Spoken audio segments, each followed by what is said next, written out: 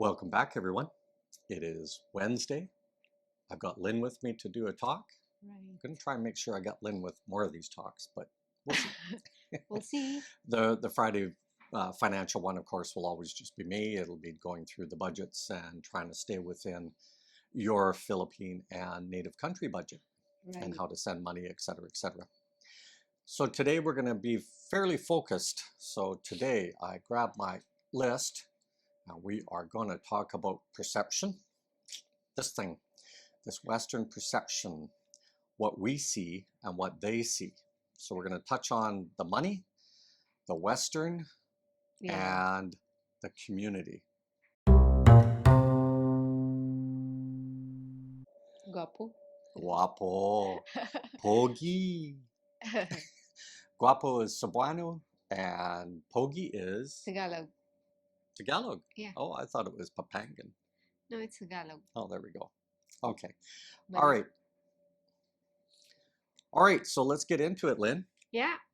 Good stuff. I think the first perception comes from me. Yeah.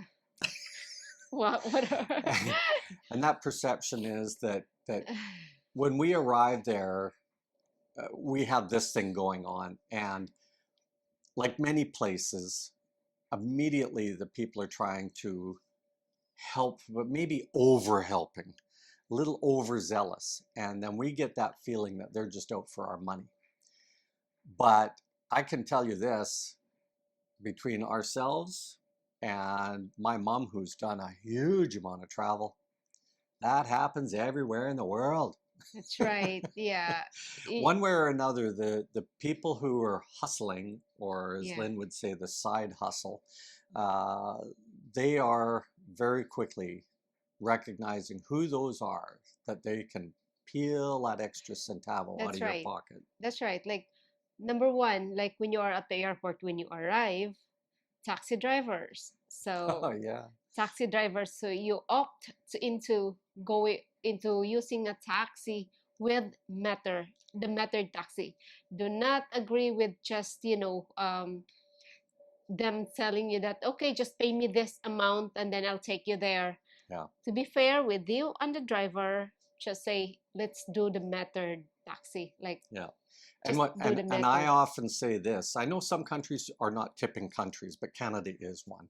And I often say, give me a nice smooth ride and get me there as quick as you can, and the tip awaits. That's right. You know, so I put that forward, and then what I find is that we're not constantly hearing, "Mom, the traffic is so heavy. Yes, Please give exactly. me more money." You know, Yeah, all well, that a sort couple of of thing. years before, we always encounter that, type of thing that the driver would say, Mom, we just hop into the cab and then they would say, Mom, can you just tip me because, the traffic and all. And I said, this is your this is your job. Why did you choose this Yeah. when you know all along that it's traffic is being there? Yeah.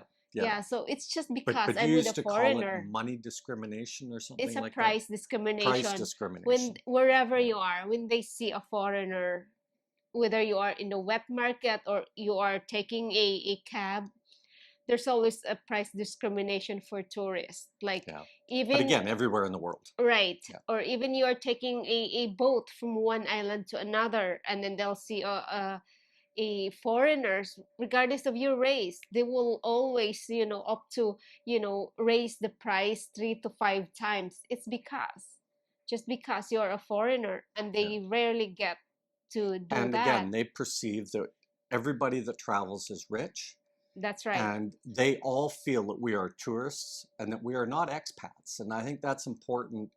And I always pass this along to Filipino people. I always pass it on. There's a reason we're there. Most of us can't live in our own country, and we're on tight budgets. That's right.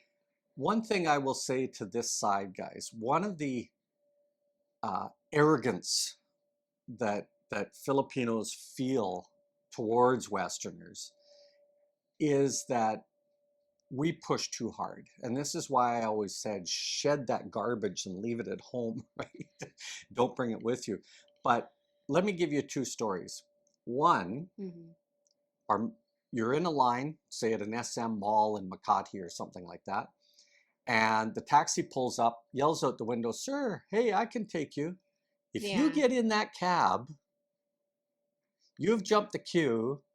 First, he's going to expect you to pay more, exactly. but everybody else in that line is going to think, oh, that jerk." Yeah. And the jerk thing is real. Why is it real?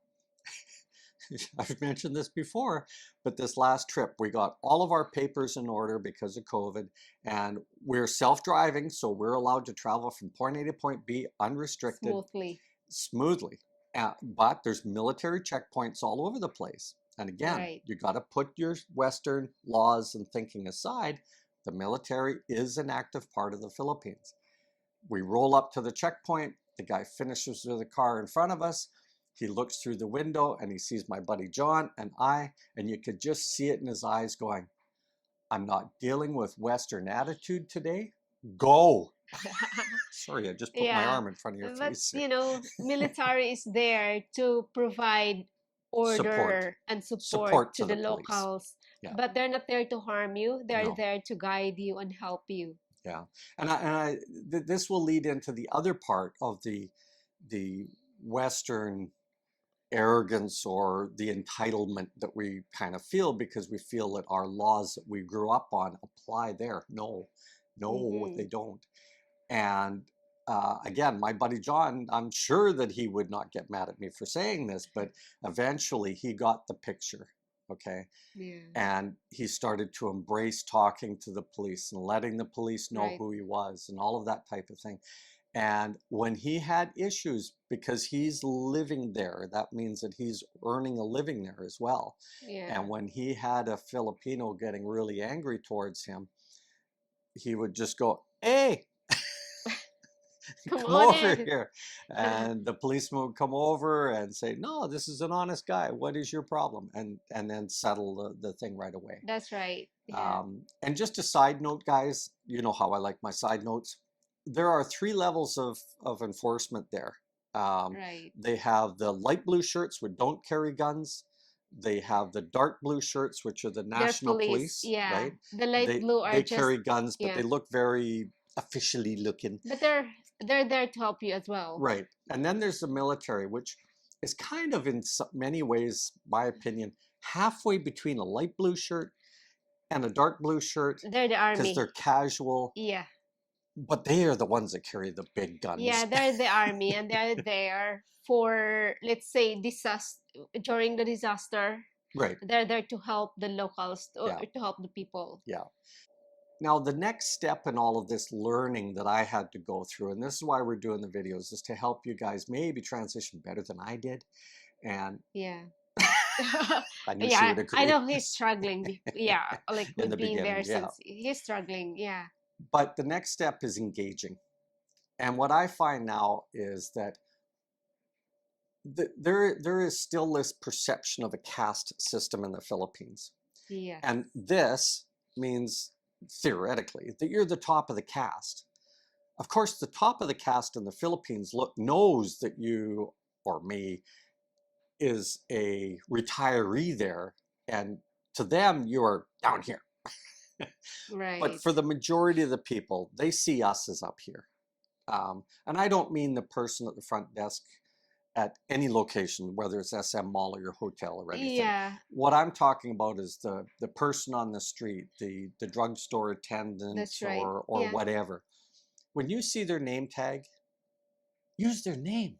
right. It's amazing how much boom, a little smile comes Well, up, you yeah, know, and yeah, and they person's name like is to be really, acknowledged. yeah, yeah. Remember that almost everybody gets paid the same kind of money in that country, And and I tell you, once you do that, wherever they see you, they'll yeah, acknowledge they you as well, remember and then you, they'll you know. remember you and they'll call you, hey, and like, yeah, it happens to him. I didn't know, like she just called his name and I said, how did you know her? Yeah, And yeah. like, yeah, and she said that, Well, oh, I we was had working that happened to us when somewhere, we were living in the fancy condo. condo, and 2 years later or something, we come Yeah. back and we go to a movie, and she says, "How are you doing today, Sir Ken?" And I went, Oh, Good, good." You know, like, how does she know me? yeah. And it turns out that she worked at the other place after a little Yeah, bit of a conversation. she works as a, she had a practicum in that particular hotel because she Right. is a hotel restaurant management, she's taking that hotel management course. So Yeah. yeah, it was fun. Like they won't forget you and they're there to help you as Yeah. well. Just be What? friendly. That's Yeah. all. So not just them, but wave at the, especially the light blue policemen. They're all over the place, They're right? traffic And usually enforcers. traffic enforcers, but because they're in the streets, they're on the street, they're there. It is really worth trying to get to know their names. Right. When you get settled into your condo slash apartment or wherever you're gonna hunker Yeah. down, go to the barangay, ask for a barangay ID.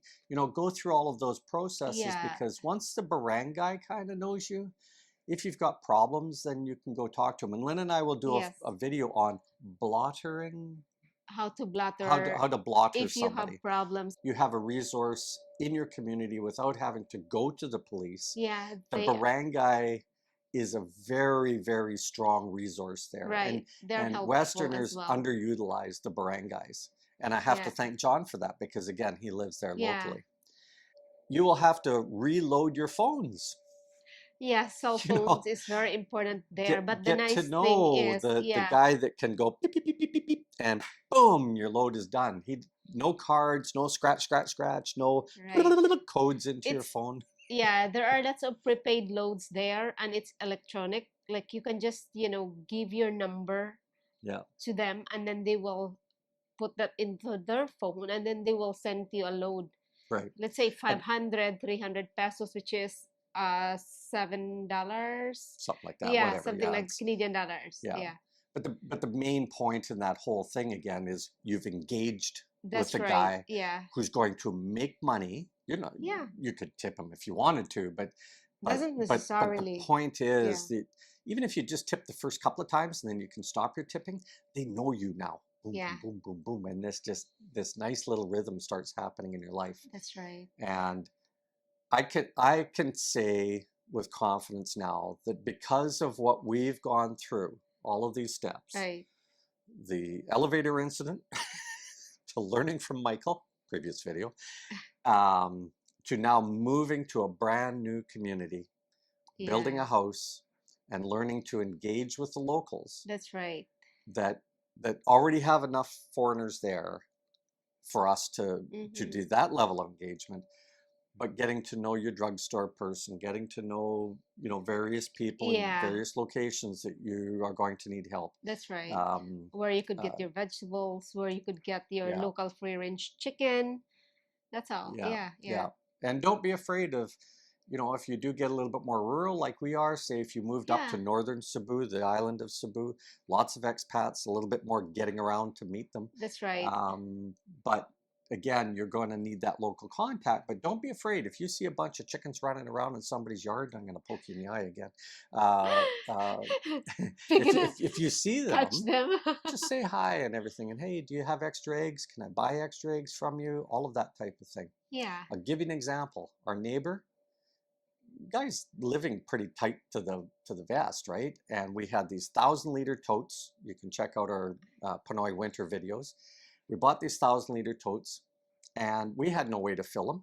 And we were buying drinking water yeah, but we to don't have it have refilled. water And source yet at we that paid time. him, and he walked back and forth with a bicycle Yeah, with the next, 5-gallon things and filled our our, thing. And we were yeah, more than happy to pay him. that's But right. we've made a guy that now is keeping an eye on things for us, because now he knows that we're going to be there. That's right. Yeah, Yeah, yeah. yeah. So It's a big so help. don't worry about this. There is that perception. You will feel the perception. But remember that most of us are not here. We are here. Yeah, There's a lot down here too. But you want to work in this level and engage with the locals.